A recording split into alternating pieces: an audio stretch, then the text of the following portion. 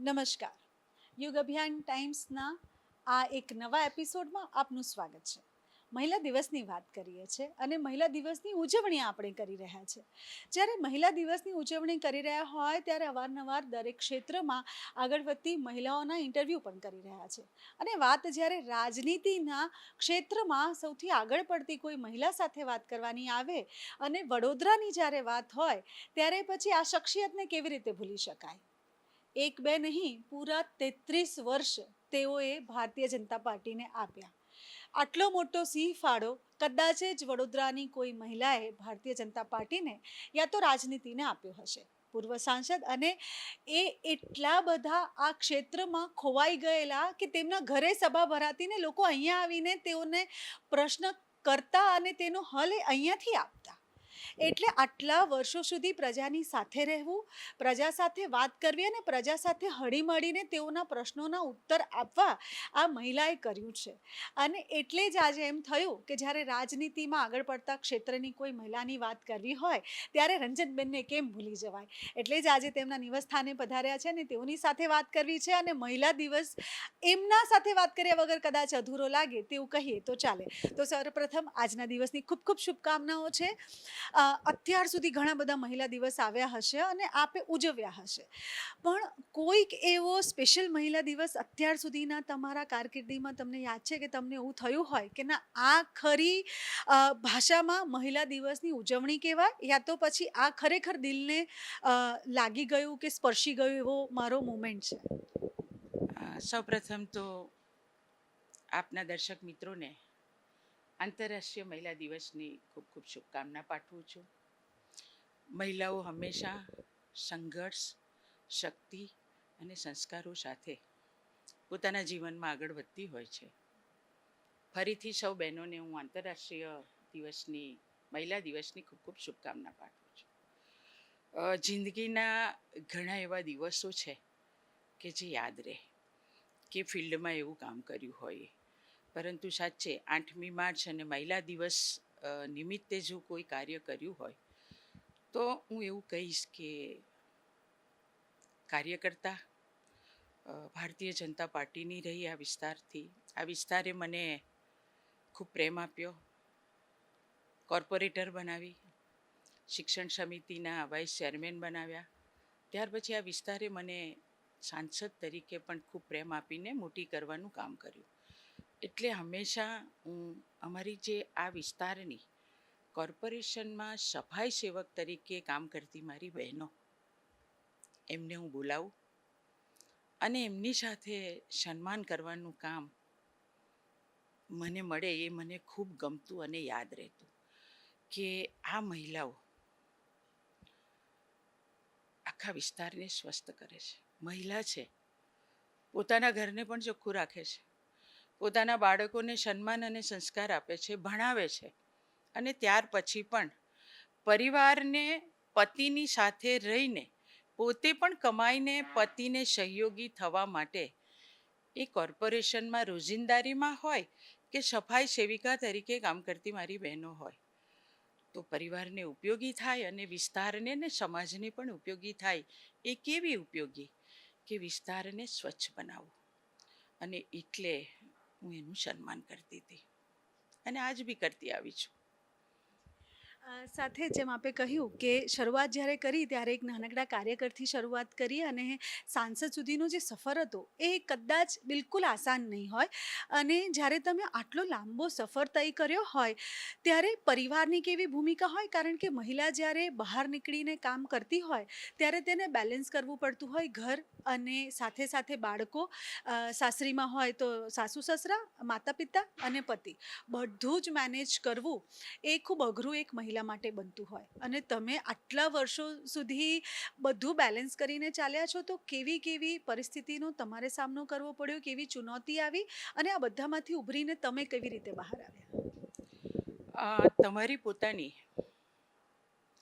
એક સમર્પણની ભાવના કોઈ પણ કામ પ્રત્યેની, એની સાથે જે પણ આવે એને બેલેન્સ કરવું.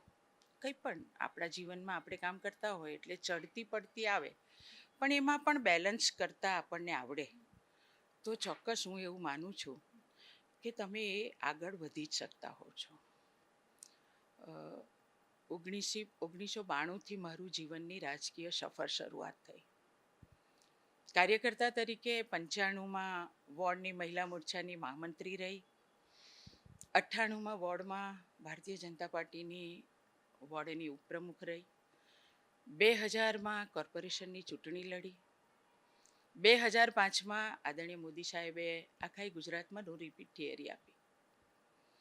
એટલે મને કોર્પોરેશનની ટિકિટ ના મળી. કંઈ નહીં, પાર્ટીએ જે કોર્પોરેટરોને ટિકિટ આપી એમને જીતાડવાનું કામ કર્યું. તો ભારતીય જનતા પાર્ટી તરફથી મને સ્કૂલ બોર્ડમાં મૂકવામાં આવી અને વાઇસ ચેરમેન બનાવી. 5 વર્ષ ખૂબ સારું. ગરીબ બાળકોને શિક્ષણ સમિતિની સ્કૂલમાં આવવું અને એ બાળકો સાથે પ્રેમ આપવો એ કામ કર્યું. શિક્ષિકા સાથે, કેમ કે ગરીબ બાળકો, ગરીબ માતા પિતાને પોતાનું બાળક સ્કૂલમાં જાય કે ન જાય એને કંઈ પડી નથી.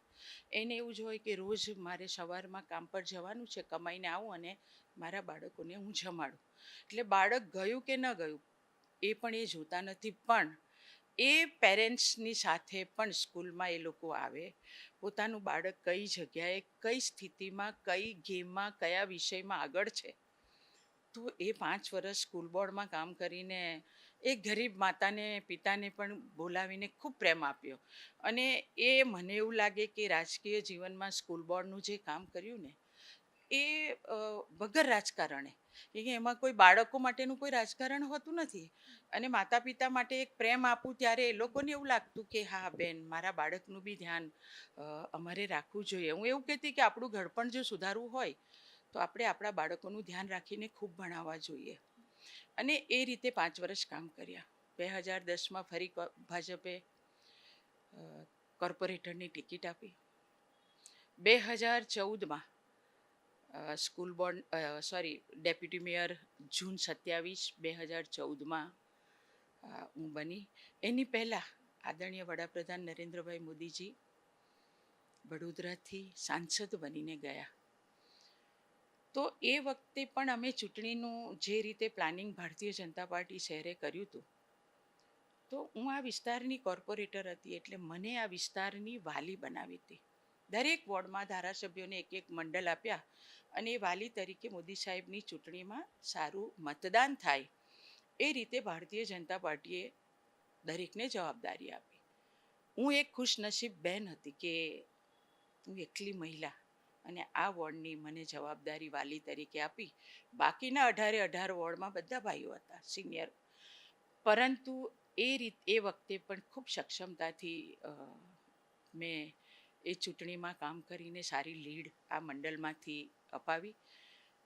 14ની સાહેબની ચૂંટણી પછી જૂન મહિનામાં હું ઉપમહાપૌર બની.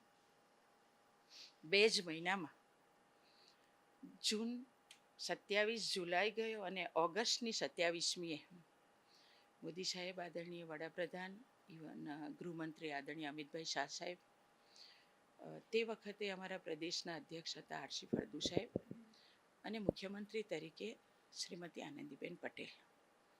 એ સૌનું નેતૃત્વએ મને વડોદરાની સેવા કરવા માટે સાંસદની જવાબદારી સોંપી. એ વખતે જનરલી એવું હોય કે ડેપ્યુટી મેયર બન્યાને મને 2 જ મહિના થયેલા અને 1.5 વર્ષનું મારું ડેપ્યુટી મેયર પદ હતું. ડિસેમ્બરમાં પહેલાં હું માનનીય મુખ્યમંત્રી તરીકે આપણા અત્યારના ઉત્તર પ્રદેશના ગવર્નર આનંદીબેન પટેલ પાસે ગઈ હતી અને એમને મેં કીધું કે બેન, હું સાંસદ છું, હું ડેપ્યુટી મેયર પદે રાજીનામું આપું અને મારી જગ્યાએ કોઈ કોર્પોરેટર બેનને ડેપ્યુટી મેયર બનાવો. આ વાત સાંભળીને આદરણીય મુખ્યમંત્રી પૂર્વ અને હાલના મહામહિમ આનંદીબેન પટેલ પણ ખુશ થયા કે સાચે એવું હોવું જોઈએ કે કોઈ કાર્યકર્તા, કે મારી પાસે 2 જવાબદાર હોય, એક ડેપ્યુટી મેયર અને એક સાંસદની, તો કદાચ હું ન્યાય ન આપી શકું. અને એ કારણે ત્યારે મેં ડેપ્યુટી મેયર પદ છોડીને સાંસદની જવાબદારી રાખી હતી અને કામગીરી કરી. 16માં મને આદરણીય વિજયભાઈ રૂપાણીજી ગુજરાતના ભારતીય જનતા પાર્ટીના અધ્યક્ષ હતા.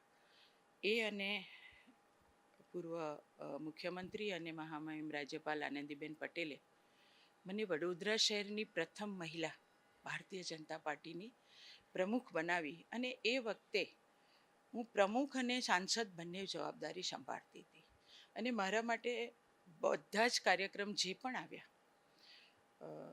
પાર્ટીના કાર્યક્રમો, સૌ સંગઠનની ટીમ, મારા ધારાસભ્યશ્રી, બધાની સાથે રહીને મેં ખૂબ સારી રીતે સંગઠનનું કામ કર્યું.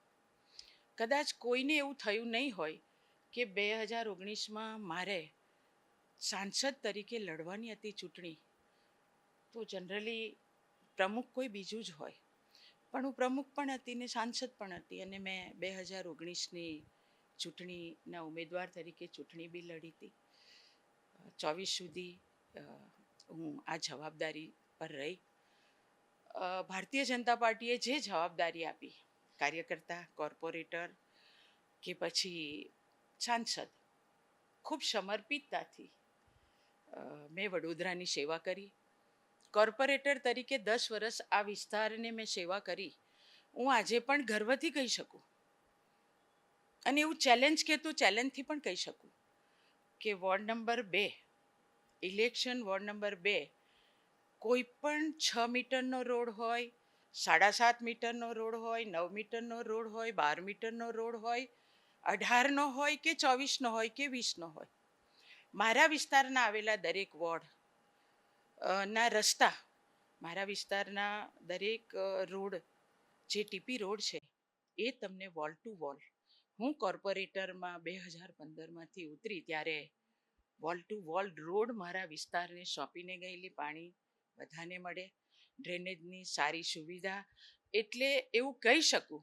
અને આજે દરેક વિસ્તારના એક એક પરિવાર, એક એક ઘર સાથે મારો પર્સનલ ટચ, અને એટલે જ આજે આ વિસ્તારમાં દરેક લોકો, વડીલો હોય, બાળકો હોય કે ભાઈઓ અને બહેનો હોય, દરેક મને આજે પણ પ્રેમ કરે, કંઈક અટવાયા હોય તો ઘરે આવી જાય. પરંતુ તમારો પ્રશ્ન છે કે મહિલાએ રાજકારણમાં જવું અને પરિસ્થિતિ એ કેવી રીતે હેન્ડલ કરી.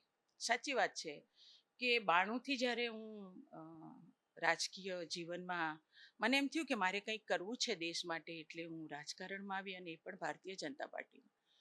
તો મારા બાળકો 2 છે, મને 2 દીકરા છે, નાના હતા. 5મા ધોરણ, 7મા ધોરણમાં બંને મારા દીકરાઓ ભણતા હતા. પરંતુ મેં હંમેશા ઘરને પણ ન્યાય આપવાનું કામ કર્યું, દીકરાઓને પણ ભણાવ્યા. મારા સસરા નહોતા એટલે મારા સાસુ, તો મારા સાસુ મારા ઘરે રહેતા. હું કાર્યકર્તા તરીકે હોઉં કે કોર્પોરેટર તરીકે હોઉં, અને મારા મિસ્ટરની જીએસએફસીમાં નોકરી. હું રસોઈ પણ બનાવતી, બાળકોને સ્કૂલ પણ મોકલતી હતી, ભણાવતી પણ, પાર્ટીનું સમર્પિતતાથી કામ કરતી, અને સાથે સાથે કપડાં વાસણ પણ કરતી હતી. કેમ કે એકલા પતિની જે રોજીકા હોય, જીએસએફસીનો પગાર એટલે ખૂબ સારો હોય, પણ ત્યારે તો ગૃહિણી તરીકે એવું થાય ને કે ના ના, હું તો ફટફટ કામ કરી લઉં અને કામ બધે જઈશ. અને એ જુવાનીનું જોશ બી તો કહેવાય ને. એ રીતે બધું ઘરનું કામ કરવું, દીકરાઓને મોટા કર્યા, ભણાવ્યા, કોલેજ કરી. મારા પતિ ખૂબ સારા સ્વભાવના, મારા પતિનો, મારા સાસુનો મને ખૂબ સપોર્ટ રહ્યો છે. સાથે મને ધનંજયને 4 ભાઈઓ, એટલે વડીલ ભાઈઓનો પણ એટલો જ સહયોગ મળ્યો. અને સ્વાભાવિક કોઈ પણ બહેન, કોઈ પણ મહિલાને એના જીવનમાં જ્યારે પરિવારનો સહયોગ મળતો હોય છે ને, ત્યારે બહેન પરિવારને પણ સંભાળી શકે, અને એણે જે એના જીવનમાં આગળ વધવા માટેનો જે રાહ ચીંધ્યો હોય, સ્વીકાર્યો હોય, એમાં પણ એ ખૂબ મન મૂકીને કામ કરતી હોય. એટલે દીકરાઓ ભણ્યા, દીકરાઓને પરણાવ્યા. આજે બી મારો દીકરો એક 43 વર્ષનો છે, નાનો દીકરો 41 વર્ષનો છે. મારી દીકરી જેવી બંને વહુ છે. મેં ક્યારેય મારી દીકરીઓને વહુ નથી ગણી, મારી દીકરી જ ગણી છે. તો સાથે મારા પતિએ પણ એને પણ ક્યારે હું પોલિટિકલ લીડર, બહાર ખૂબ માન સન્માન મળે, પણ ઘરમાં હું સાંસદ છું એવો રોપ મેં ક્યારેય માર્યો નથી.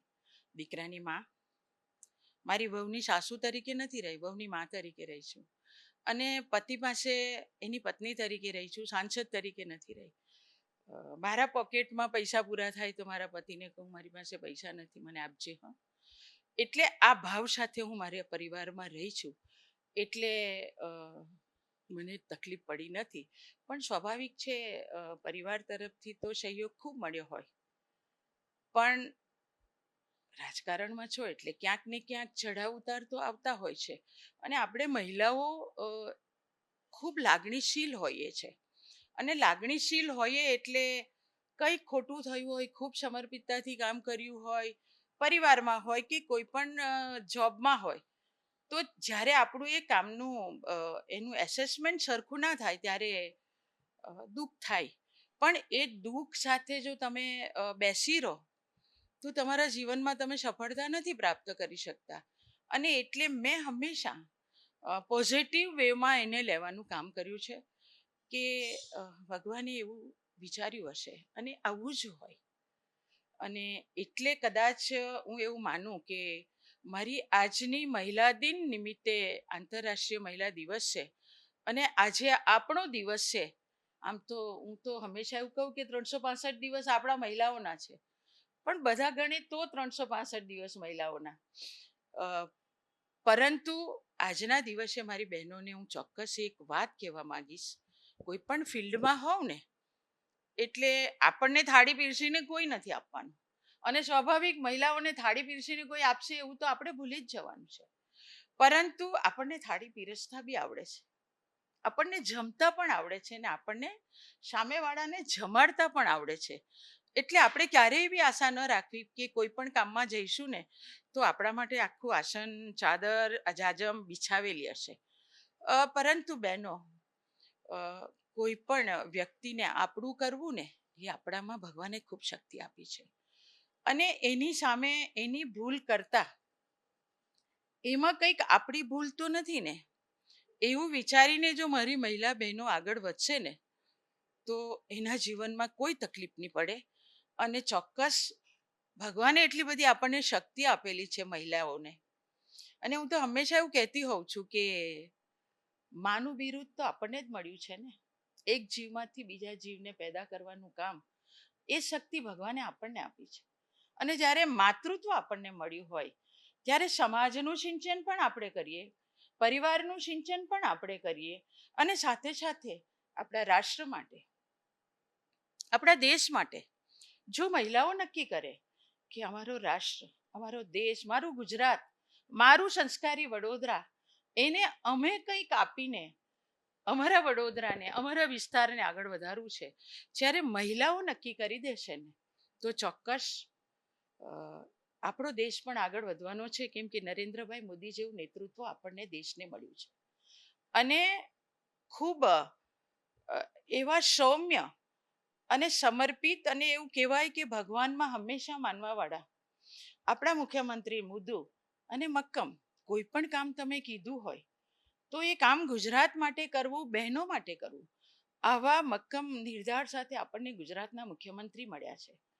તો હું એવું ચોક્કસ આજના દિવસે બહેનોને કહીશ કે બહેનો આવો, આપણે નક્કી કરીએ કે આપણે આપણા ફિલ્ડમાં, આપણે ગૃહિણી છે તો ગૃહિણી માટે પણ પરિવારને મદદરૂપ થઈ શકીએ એટલી ઘણી યોજનાઓ દ્વારા આપણે પગભર પણ ઊભા રહી શકીએ એવું એ સરકારે આપણને પ્લેટફોર્મ આપ્યું છે. તો પરિવારને પણ ઊભા કરીએ, બાળકોને સંસ્કારનું સિંચન કરીએ, આપણા વૃદ્ધ મા બાપને પણ સાચવીએ. વૃદ્ધ મા બાપને જો એક મહિલા નક્કી કરે ને કે મારા સાસુ સસરાને મારે તકલીફ નથી આપવાની, તો હું એવું માનું છું કે વૃદ્ધાશ્રમ ક્યારેય નહીં ખોલવો પડે. અને જ્યારે મહિલા આ બધું નક્કી કરે ને તો સમાજમાં કોઈ તકલીફ નથી પડવાની. અને બહેનો, આપણી માતૃશક્તિ એટલે દેવીઓને પણ એમના જીવનમાં તકલીફ પડી છે, છતાંય આપણી દેવીઓએ પોતાની તકલીફને ક્યારેય આગળ આવવા દીધી નથી. હંમેશા ભગવાનની સાથે રહીને સત્કાર્ય કરવાનું જ કામ કર્યું છે. તો આપણને સમાજ જીવનમાં એક સ્ત્રીનું એક આપણને બિરુદ મળ્યું છે. આપણે માં છીએ, આપણે દીકરી પણ છીએ, આપણે સાસુ છીએ. અલગ અલગ પ્લેટફોર્મ પર આપણી પાસે અલગ અલગ નેતૃત્વ કરવાની આપણને જવાબદારી મળી છે.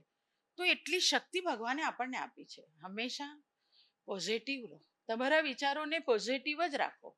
અને જો પોઝિટિવ રાખશો ને તો પહેલા તો તમે દુઃખી નહીં થાવ, અને તમે દુઃખી ના થાવ ને એટલે ઓટોમેટિક આપણો રસ્તો આગળ ખુલ્લો રહેવાનો છે. એવું મારા જીવનના જે કંઈ સંઘર્ષમય સાથે આગળ વધ્યા હોય, હું હંમેશા સંઘર્ષને યાદ નથી કરતી. અને જો તમારા જીવનમાં સંઘર્ષ ના હોય ને તો તમે આગળ પણ ના વધી શકો. જેમ જેમ સંઘર્ષ આવશે તેમ તેમ એમાંથી રસ્તો કરીને આપણે બહાર નીકળી શકીએ. પણ આપણે પોઝિટિવ રીતે જઈ અને આપણે સમાજની સેવા કરવાની છે. આપણું કુટુંબ પણ વિખેરાવું ના જોઈએ. કોઈ જોબ કરતા હોઈએ કે કોઈ બિઝનેસ કરતા હોઈએ, એમાં ખૂબ મોટું નામ કમાઈએ, પણ ઘરમાં આવીએ તો પતિ નારાજ હોય, સાસુ સસરા નારાજ હોય, કે આપણા બાળકોનું કોઈ ધ્યાન ન રાખીએ, તો એ માન આપણા માટે કોઈ કામનું નથી. આજે હું ઘરે છું. મારા રાજકીય જીવનમાં, મારા 33 વર્ષના જીવનમાં આજે પણ વડોદરાના લોકો, ગુજરાતનું મારું નેતૃત્વ, કે મારો ગુજરાતનો કાર્યકર્તા, મારો વડોદરાનો કાર્યકર્તા એ જ સાંસદના ભાવ સાથે મને પ્રેમ કરી રહ્યો છે. અને એ જ મારી કરેલી કામગીરીની મારી યાદો છે. અને એટલે હું આજે ઘરે પણ છું.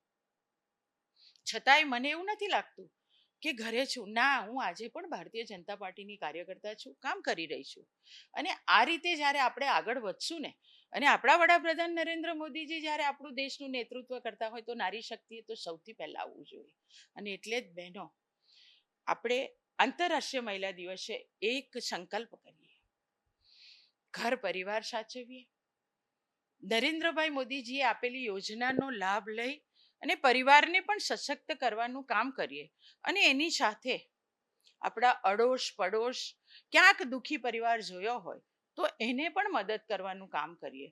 અને એની સાથે આપણી ભારત માં છે, અને કોઈ પણ દેશને માનું બિરુદ નથી મળ્યું, આપણા ભારત દેશને મળ્યું છે.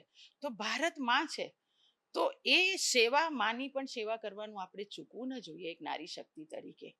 અને આવો બહેનો, આપણે સંકલ્પ કરીએ કે આપણું ગુજરાત, આપણું સંસ્કારી વડોદરા, આ હું હંમેશા એવું કહેતી હોઉં છું કે સર સયાજીરાવ મહારાજા સાહેબનું આ ગુજરાતનું વડોદરા સંસ્કારી નગરીનું શહેર છે. અને આપણા વડોદરામાં એટલી પોઝિટિવિટીની આ જમીન છે કે કોઈ પણ વડોદરાવાસીના નેચરમાં નેગેટિવિટી નથી. તો બહેનો, જ્યારે આવી ભૂમિ પર આપણે રહેતા હોઈએ તો આવો ને આપણું વડોદરાને સુંદર બનાવીએ, આપણા ગુજરાતને સુંદર બનાવીએ. અને આપણા રાષ્ટ્રમાં નરેન્દ્રભાઈ મોદીજીને પણ આપણે સૌ આપણી શક્તિ વતી આશીર્વાદ આપીને, મોદી સાહેબ જે રીતે કાર્ય કરી રહ્યા છે ને, એમાં પણ આપણી શક્તિના આશીર્વાદ રૂપી શક્તિથી મોદી સાહેબ ઓર નેતૃત્વ સારું કરે, એવું આજના મહિલા દિવસે હું બહેનોને ખૂબ ખૂબ કામ કરવા માટેની શુભેચ્છા પાઠવું છું, અને સંકલ્પ લેવાનું પણ કહી રહી છું. ખૂબ ખૂબ આભાર. આપની સાથે વાત કરીએ ત્યારે એમ થાય કે કેટલી વાતો બાકી છે, અને જ્યારે મહિલાઓ વિશે જ્યારે આપણે વાત કરતા હોઈએ અને એવું વિચારતા હોઈએ કે મહિલા દિવસ પર હજુ કઈ વાત કરી શકીશું, તો એ એવો સબ્જેક્ટ છે કે કદાચ ખૂટશે જ નહીં અને આમ જ ચાલ્યા જ રાખશે. પણ જે પણ મહિલાઓ વર્કિંગ વુમન છે, જે ઘર અને બહાર બંને સંભાળી રહી છે, જે ક્યાંક ને ક્યાંક પરિવાર અને કામને બેલેન્સ કરવામાં નિષ્ફળ જઈ રહી છે, યા તો પછી હતાશ થઈ રહી છે, તેવી મહિલાઓને છેલ્લો શું સંદેશ આપવા માંગશો? બિલકુલ. આપનો પ્રશ્ન ખરેખર ખૂબ સુંદર બી છે. અને મારી ઘણી મહિલાઓ જોબ પર જાય છે, સાથે ઘર પણ સંભાળવાનું હોય છે, અને એમાં બેન ઘણી વખત નાસીપાસ થાય છે. અને નાસીપાસ થઈ જાય છે તો ક્યાંક ખોટા વિચાર, અને કદાચ ઝઘડો પણ થઈ જાય ઘરમાં, પછી ભૂલ પણ લાગે. પણ મારી બધી જ બહેનોને, દરેક જોબ કરતી બહેનો જ એકલી વર્કિંગ વુમન છે એવું નથી. બિઝનેસ કરતી હોય, ક્યાંક ગૃહિણી મારી બહેન હોય ને, એ પણ હું એવું માનું કે એ પણ વર્કિંગ વુમન જ છે. કેમ કે એણે પણ એ ભણેલ ગણેલ કદાચ ઓછી હશે, તો એ પણ ઘરને સંભાળે છે ને, એમાં ક્યારેક એને પણ એવું લાગતું હશે કે રોજે મારે જ રસોઈ બનાવવી, રોજ કોઈ બી પાણી મને કોઈ કેમ નથી આપતું, એવું પણ એને થતું હોય છે. પણ બહેનો, તમે મેં પહેલાં કીધું એમ બિલકુલ પોઝિટિવ રહો. કદાચ ક્યારેક ગુસ્સો આવે ને તો એક ક્ષણે તમે એ ક્ષણને ક્યાંક તમે જે ભગવાનને માનતા હોવ ને એ ભગવાનને યાદ કરી દો, એ સ્થળ છોડી દો અને બેસીને 5 મિનિટ પાણી પી લો, ભગવાનને યાદ કરી લો, અને એ જે ગુસ્સો આવેલો હોય ને એ ક્ષણને થોડી બેલેન્સ કરી દો ને, તો હું એવું માનું છું કે આપણા જીવનમાં મેં પહેલાં જ કીધું કે કોઈ આપણને થાળી પીરસીને નથી આપવાનું, પણ આપણને ભગવાને બહુ શક્તિ આપી છે. એટલે જ મારી બહેનો, જેટલી બહેનો છે જે નાસીપાસ થાય છે, આજે સંકલ્પ કરો મહિલા દિવસે કે ગમે એવી તકલીફ આવે ને તો પણ એવું કહો કે ભગવાન મારી સાથે છે ને, એ રસ્તો કાઢી આપશે અને ચોક્કસ રસ્તો કાઢી આપશે. એટલે તમે નાસીપાસ ના થશો અને જે પણ તકલીફ હોય એને પોઝિટિવ રીતે લઈ અને એ ક્ષણને કેવી રીતના દૂર કરી દો. ક્યાંક સરસ સહેલી હોય એની પાસે જતા રહો, તમારું કોઈ સર્કલ હોય તેની જોડે વાત કરીને, તમને તકલીફ છે એ વાત નથી કરવાનું કહેતી, પરંતુ એ ઝેરવાની વાત કરું છું. માઇન્ડ ચેન્જ કરવાની, એક ક્ષણ ચેન્જ કરવાની. બાકી તમારી વાત તમે કોઈને કહેશો ને તો એ વધારે ઉમેરીને તમને ઓર દુઃખી કરશે. તમારા જીવનમાં જે કંઈ તકલીફ પડતી હોય ને, હું છે ને આટલા 32-33 વર્ષ તો એવું તો હોય નહીં કે કોઈ તકલીફ ન પડી હોય, પણ મારો અવધૂત છે નારેશ્વરમાં બેઠો, તો હું હંમેશા મને જે કંઈ તકલીફ પડે ને તો હું મારા નારેશ્વરવાળા બાપજી પાસે જઈ અને મને કદાચ રડવું આવે ને તો પણ હું એમની પાસે રડી લઉં, અને એ જે મન હળવું થઈ જાય છે ને, અને ખબર નથી કંઈક આગળ કરવાની શક્તિ પણ મળી જાય છે. એટલે મહિલાઓને હું મારી ચોક્કસ વિનંતી, કોઈ ખોટું કામ કરવાનું ન વિચારશો, કોઈ ખોટું પગલું ભરવાનું પણ ન વિચારશો, બસ ભગવાન પાસે જઈને બેસી જજો. એક ક્ષણ તમારી 5 મિનિટ ભગવાન પાસે હશો ને, એ જે કંઈ તમે તકલીફમાં હશો ને ચોક્કસ એ દૂર થઈ જશે અને એનો રસ્તો પણ નીકળશે અને તમારામાં એક હિંમત પણ આવી જશે. એટલે આવો બહેનો, આપણામાં ખૂબ ભગવાને શક્તિ આપી છે અને એ શક્તિનો સારો ઉપયોગ કરીને આપણે પરિવાર, ઘર બધું સાચવવાનું છે. બહાર જઈએ તો બહાર પણ આપણને માન મળે, તો ઘરમાં પણ આપણે આવીએ ને તો આખો પરિવાર આપણને એવું કહે કે હા હવે મમ્મી આવીને, તો અમારા ઘરનું વાતાવરણ હવે તો એટલું ખુશ થઈ ગયું કે મમ્મી તારી જ રાહ જોતા હતા. બસ એ જીવન જીવીએ બહેનો.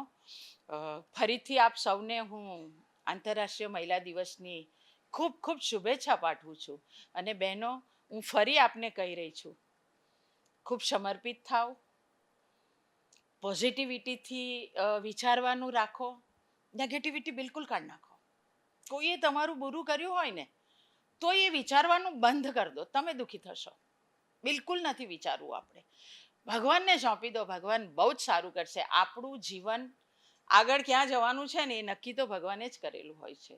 એટલે આવો આપણે સૌ આગળ વધીએ, રાષ્ટ્રને સમર્પિત જીવન કરીએ અને રાષ્ટ્રને સેવા કરી પરિવારને પણ મદદ કરીએ, વિસ્તારને પણ મદદ કરીએ અને આપણા જેવી કેટલી બહેનો છે એ બહેનોને મદદ કરીને એના જીવનમાં પણ આપણે ઉપયોગી થઈએ.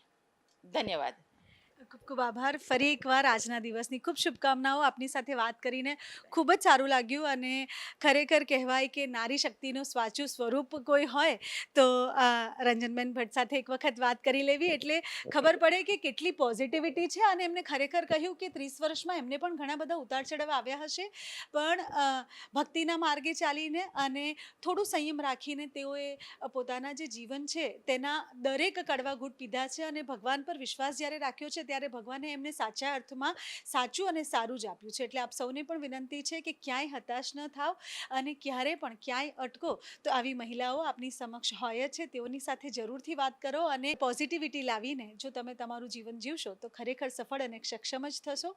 આજના એપિસોડમાં બસ આટલું જ. મને અને રંજનબેનને રજા આપશો. ફરી મળીશું એક નવા એપિસોડમાં. જય હિન્દ.